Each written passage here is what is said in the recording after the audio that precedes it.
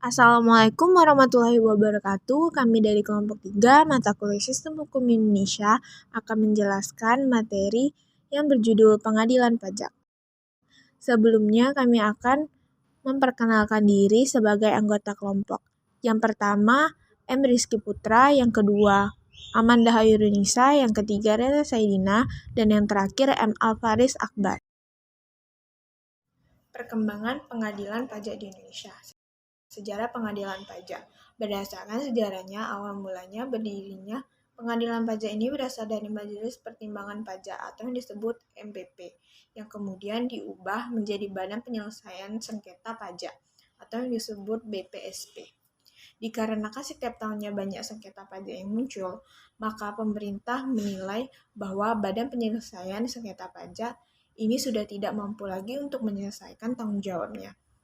Maka pada akhirnya pemerintah membentuk pengadilan pajak yang secara resmi tertuang dalam Undang-Undang UU Nomor 14 Tahun 2002. Pengadilan pajak memiliki kedudukan, derajat, dan independensi yang sama seperti halnya pengadilan-pengadilan lain yang setingkat. Pengadilan pajak ini berada dalam lingkup tata usaha negara yang memiliki struktur organisasi yang berpuncak kepada Mahkamah Agung.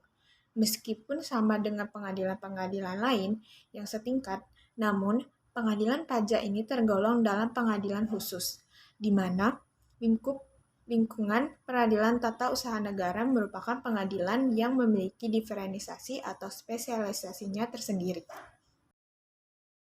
Peranan pengadilan pajak di Indonesia. Tugas dan wewenang. Berdasarkan dengan Undang-Undang Nomor 14 Tahun 2002, Pasal 31, 32, dan 33, dijelaskan tugas dan wewenang dari pengadilan pajak itu sendiri, yaitu pengadilan pajak memiliki kewenangan yang bersifat administratif, di mana memiliki arti bahwa lingkupnya berada dalam administrasi negara. 2. Pengadilan pajak memiliki tugas dan wewenang dalam memeriksa dan memutus hal-hal yang berkaitan dengan sengketa pajak. 3. Bertanggung jawab dalam memeriksa dan memutuskan sengketa atas keputusan keberatan pada tingkat banding, kecuali ditentukan lain sesuai dengan undang-undang yang berlaku.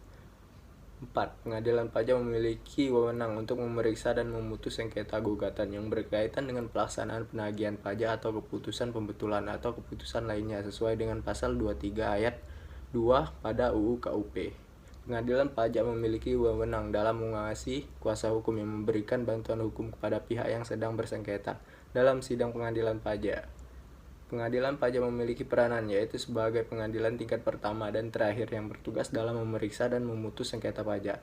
Dalam memeriksa sengketa pajak, pengadilan pajak memiliki wewenang untuk memanggil atau meminta data dan keterangan yang berkaitan dengan sengketa pajak dari pihak ketiga sesuai undang-undang yang berlaku.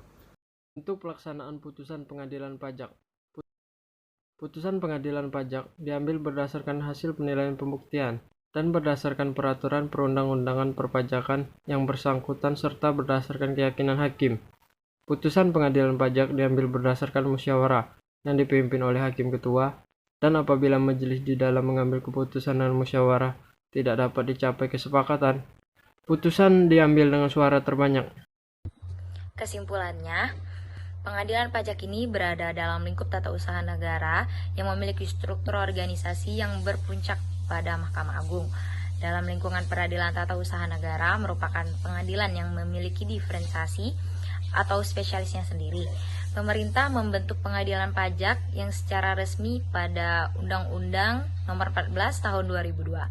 Pengadilan pajak memiliki kedudukan, derajat, dan independensi yang sama seperti halnya pengadilan-pengadilan lain yang setingkat.